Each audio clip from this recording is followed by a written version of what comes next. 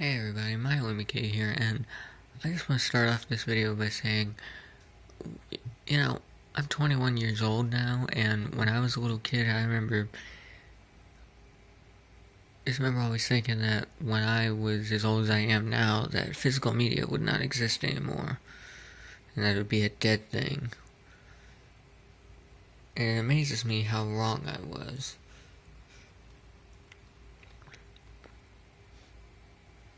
Because I never thought that this would still be a thing. Today I wanted to talk about why I still collect. Why I collect physical media in a time when I could use streaming services and all that shit. Why I stick with physical. It's mostly because I haven't used streaming in like 10 years. Probably longer than that, actually. It's been since I was in middle school, and that was, good God, a long time ago. And it's mostly because with streaming, they remove movies constantly. Like, movies get removed and movies get put on there, so it's hard to find something specifically you want to watch. Like, when my stepdad first had Netflix when I was a little kid, I loved Creepshow, and I actually used to own the same DVD when I was little, but Netflix removed Creepshow after a while, and I could not find it anywhere to stream. For the longest time, I went through a dilemma where I couldn't watch it because I didn't own it physically for the longest time, because I lost my original copy, and I couldn't find it on any streaming thing, at least not one that I didn't have to pay for some outrageous price. Another good one that had the same fate, Cat's Eye. That one also got removed from Netflix when I first watched streaming years ago, which that's actually how I got into a lot of these horror movies. It's because of Netflix, but at the time I still would have rather physically owned most of these, which I do now. The beauty of it, too, is you'll always have these. No service can ever take these away from you because these are physical, it's always yours. The other beauty of it is a lot of these were actually super cheap for me to acquire. Mostly the single movies, the box sets, no. This was $30, but well worth it because I love those films. This one was actually pretty cheap. What it was, this one cost me $12 because they put the wrong thing on it at the Walmart down the street from where I live here. I'll never forget that because we paid $12 for it, and then the guy in the text section said, "Oh, you know, that was actually supposed to be $40. He's like, "But it doesn't matter." So, but for the most part, most of the single movies that have appeared, like the second ones, were super cheap. Some of these I didn't pay for at all, mostly because I used to trade stuff I had that I didn't care to keep. This one I didn't pay for, the original My Bloody Valentine. That one I got for free from a shop I go to where I trade stuff. I think out of all the single movies I have on here, like the separate ones like these, I think probably the most expensive ones were these here, Hell Knight and Demons, and that's just because those are rare. Even though the rarest one I have is this one, and this was actually super cheap because it was only $5 at a thrift store. Which, by the way, if you don't think that's rare, you should Google that. Your mind will explode. Just the prices it goes for. But for the most part, a lot of these were really cheap. $4. Most of them were within the $2 to $5 range. Some of them were a little bit more, but they weren't too expensive. But most of them were in like the $2 to $5 range. Some of them were a little bit more, like $11, but that one was $11 because I got that at Second and Charles, and it was the only copy they had. I guess it was the only copy they'd ever gotten in at that time. I don't know. That one must be a little bit more rare, I guess, or at least it was. Even these two up here were $5 a piece. About $5, and that's the beauty of it. They're super cheap, and you permanently own it. Like I said, some of these didn't cost me anything at all. This one didn't. The Texas Chainsaw Massacre Part 2. Another cool thing about some of these movies is the cool packaging for some of these. Nice, gory, reflective case on that one. Or, well, reflective, it's a lenticular thing on it. But yeah, a lot of these were super cheap. And that's the beauty of it. Only pay a couple bucks or more, a little bit more sometimes, and you physically own that movie. And it can never be taken away from you because it's always yours. Another reason I still collect physical media and I still love it is because I've been able to get movies that I had when I was a little kid and put them back into a collection they were supposed to be in, had I not destroyed them because I didn't know how to take care of them back then. Like Bats from 1999 or 1998, I don't know. It's an old film. I love it. And other films like Creepshow. And it also helped me discover horror films that I didn't even see before, that I never even watched before until I physically owned them. Like Shocker, Wes Craven. And I love that. It also helped me rediscover films I hadn't seen in years that I loved when I was a little kid, which I was a weird little kid. Like the Night of the Living Dead remake. Or, I think I still have it, The People Under the Stairs. Like those kind of things. Also, I put it in a red case because I thought that looked cool. It didn't come with that case. Like I said, for the most part, these were really cheap. And all that. The other beauty of it is some of these DVDs are pretty old. Like this one's from 1999. It still functions, still works, as long as you don't damage it, as long as it's stored right, as long as you take care of it, you still got it. This one's from 2001, this one's 2002. A lot of these DVDs are pretty old releases. Some of them aren't. This one's from 2011, this House one. This one's only from a couple years. This one's only from like 2015, I think. Because I bought this around, not 2015, sorry. A little less than 2015. It would have been like 2018. I don't know, I bought that brand new in 2018 during Halloween time in October that year. But a lot of these are old and they still function just fine. These ones are old. 2003, I think. Yeah, 2003, but they still function just fine.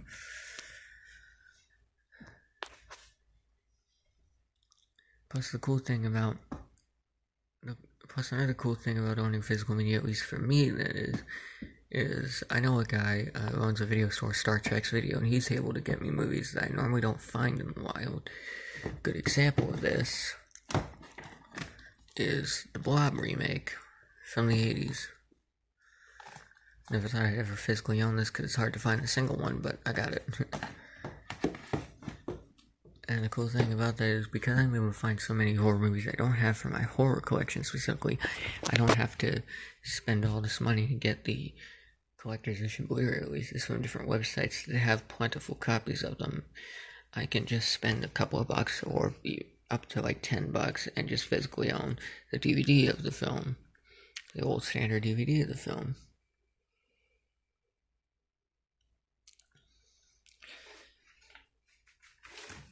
Come down here.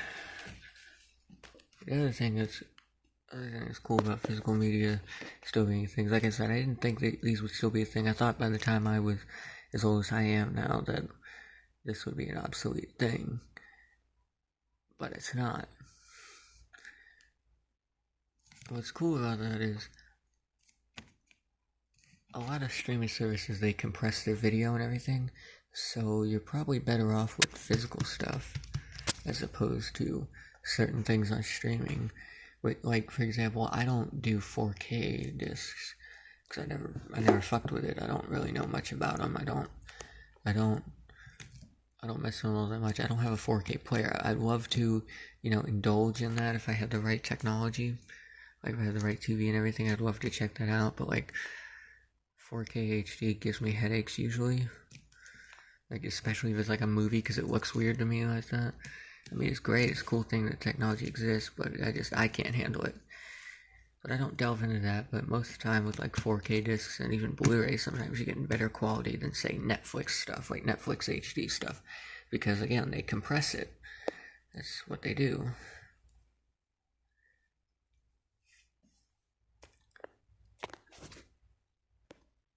Another cool thing about having all kinds of physical media is there's some movies that people want to get banned and stuff because it's it can be seen as offensive, and I get that, it's movies like Tropic Thunder, mostly because Robert Downey Jr. is in blackface for like the whole film.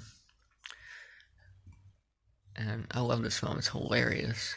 And yeah, it's offensive, but the whole point was that it was supposed to satire what Hollywood did in a lot of movies back, what they used to do anyways, not anymore, where they would have a white actor play a non-white character. Kind of like when they did, when John Wayne did Genghis Khan, which is horrible.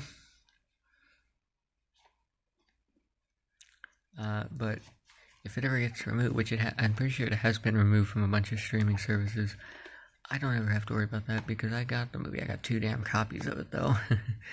You know, I'm wondering, why do you have 2 of those? Well, because this is the 2-disc director's cut, where the film was like 2 hours long, and that one's like an hour or something long. And this one has more special features, so I thought it was cool. It's 2 different cuts of the film, so I have both. I have the same thing with Rob Zombie's Halloween. I have 2 copies of that, because one's the unrated director's cut, the other one's the regular. Which I like both cuts of that. I like both cuts of this, but when it comes to like Rob Zombie's Halloween, I prefer the theatrical cut. I don't like the fact that Michael Myers escapes because the guards rape some chick in the unrated cut, and he escapes while they're doing that. It's just, no. But anyways, I know this has been removed from like streaming sites and all that, or streaming services. I don't have to worry about that. I still got it. It's also not edited, which is another benefit, because they don't edit like physical media. It's funny because my dad thinks they do when it comes to like movies when he was a kid, because he remembers them differently. And yeah, I understand that because they do that for like anniversary things. And there's a few old movies in my collection that have been a little edited, but like it's not like editing a complete scene out. It's just like, I guess it's changed. It's still different from what he remembers, so I don't know. It's weird. The other cool thing about physical media is if you own like complete series physically, like some of the complete series I have, you never have to worry about like episodes that get removed because people are offended by them. You don't have to worry about losing that because they'll only remove them on streaming websites. They can't remove them from your physical collection because that can't happen because they're physically yours. So it's a pretty cool thing. Now, another cool thing about physical media is when you get cool new transfers for certain movies. And like when you get like better quality versions of old movies. Like this is my Home Alone Blu-ray, which I actually only got this because at the time, which was back in 2020, in December 2020, I could not find the DVD. All my Walmart had was the Blu-ray, so I picked it up, which it's not like it matters because this comes with the DVD if I want to watch that version. But I still love this movie. Still a good release. Movie looks pretty good on Blu-ray. But you get things like this sometimes with the cool Christmas themed slipcover, which I love. Things like that, like creative packaging and all that. For another good example, it's the Blu-ray of the original Wizard of Oz. It has the old title font on it. It says "There's no place like home." I love this kind of stuff. The creative slipcovers. And sometimes I even like the interesting ones that Disney does with like the reflective things like this Tron Legacy Blu-ray.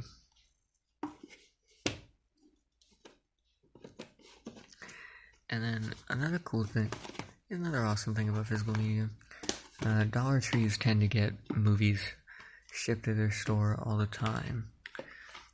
Usually it's movies that don't sell well in other places. But sometimes because of that, you find things that either you didn't know was even on a certain kind of physical media, or you end up finding really cool, like you either find cool stuff that you didn't even know was on, so sometimes you find really cool stuff, like this one. I dropped it. This is an animated film, The Secret of Nim. from like 1982. This is my dad's favorite when he was a little kid, like one of his favorite animated movies. This is one of my favorite animated movies now because this movie was great. I love it. I didn't even know it was on Blu-ray. I happened to find this in this huge bin thing in the front of the Dollar Tree store. I went to like the front part of the store. Like you walk in and there were all the movies, and I found this. And that was the coolest thing. It was the coolest find. I also found my copy of VHS in a Dollar Tree. Like I said, I didn't even know this was on Blu-ray, so that was a cool surprise. I found my VHS DVD in a Dollar Tree because I had never seen that movie before, so I got it. And I thought that was cool because, again, I found it. I found it. I thought it was cool. Plus, I also like it when you have physical media and you find things in certain places that you can't really find anywhere else. Like, for example, the Ernest films. Ernest P. Worrell, the great Jim Varney. Ernest Saves Christmas. Ernest Goes to Camp. And I have the Halloween one somewhere. There it is. I don't know why it's down there.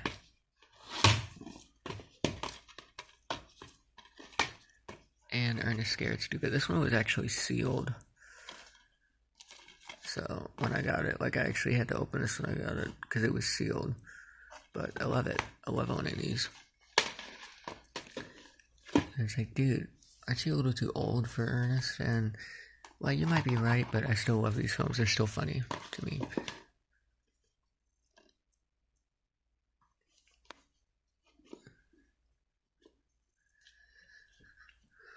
But like I said, you find things sometimes you never thought you'd find. Now,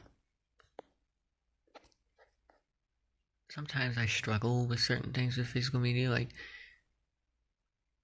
it's either my stupidity in a certain moment because I'm not like trying to think right on certain things, or it's because there's something. It can be really weird. Something like this Mars Attacks DVD I have. When I first got this,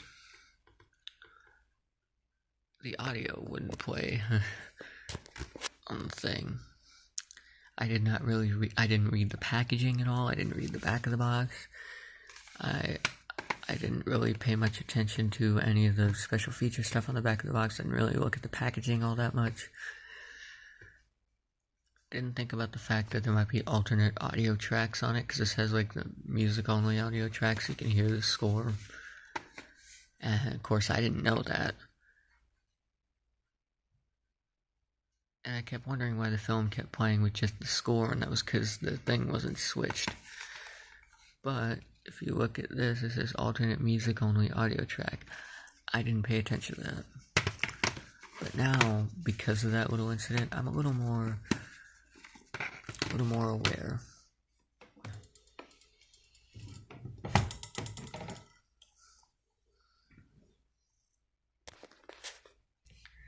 Another thing to talk about, about physical. Let me restart that. Another thing to talk about when it comes to physical media. You might be wondering, why do I collect physical media like I do now? Well, that all started because I first moved back here to Kentucky, where I live, here in Owensboro, in 2016. I was supposed to be here for the summer just to see my dad, and I was supposed to go back home to Myrtle Beach in South Carolina, finish out my schooling, and then whatever happens in my life happens in my life. I don't know. I didn't want to leave because I hadn't seen my dad in almost 2 years at the time.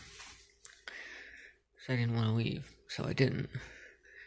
And then in 2017, in the summer of that year, my grandmother got DirecTV. And for some reason, I never figured it out, she had like money problems that year, because I guess that was when she's incompetent to really do anything, so me and my dad have to do like everything around the house and all that. And I guess that's why, I don't know. She had money problems and she couldn't pay the DirecTV bill. And she always says it because it was too expensive, but I don't think it was because it was too expensive. I think it's because she kept forgetting to pay it and all that. Either way, I lost cable for months and I started buying DVDs from the cheap bin at Walmart. Just have something to watch because I had a DVD player in my room at the time. And then I graduated from that to a Blu-ray player that one of my dad's ex-girlfriends gave me. And then that Blu-ray player broke because the little door actually fell off of it. And then I had to get a new Blu-ray player. And then that one eventually broke because my basement where I used to live, dust developed so badly down there, it's not even funny. And I actually had to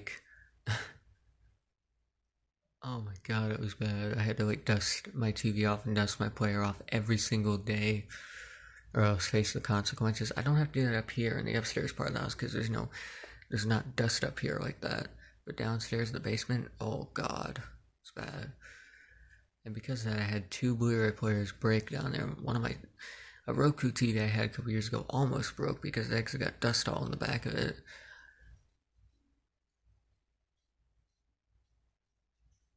And yeah, but like I said, I've been through I'm on my 3rd Blu-ray player now because the last one also broke as it does, and that's why I started collecting physical media because I had no cable for the longest time, so I had nothing to watch. So I just kept collecting it and figured, you know what, I'm just gonna stick with this because I never really liked cable from the get-go, and I know that's weird, but I don't like television anyways, so it's one of those things. I'd rather just have these movies, and the movies I showed you in the drawer, just watch those and be fine. That's what I'd rather do, because I don't really like TV all that much anyways. I like the TV shows I grew up with, I like the TV I watched when I was a kid and all that. I'm just not a fan of TV anymore. I'm more addicted to YouTube now than I am anything else at the moment, but it is what it is. But that's why I started collecting, because I didn't have cable because I kept getting switched on and off. Now, for a good solid year in 2018 and in 2018 we had cable all year because she actually had her bills paid up, my grandmother, and we never had any issue with that ever again. However, come New Year's, when I turned to 2019, cable got shut off and we haven't had cable since then. We have cable now with our Spectrum, which is how I have the internet to bring this to you guys, but I don't even use that. My dad doesn't even use it. We usually just watch movies that either I own or we have on the Roku channel on our Roku TV. That's about as far as it goes. So that's why I still keep physical media, and that's why physical media is a win for me because of that, because yeah, you'll never lose it as long as you take care of it. I'll see you guys in the next video. Bye.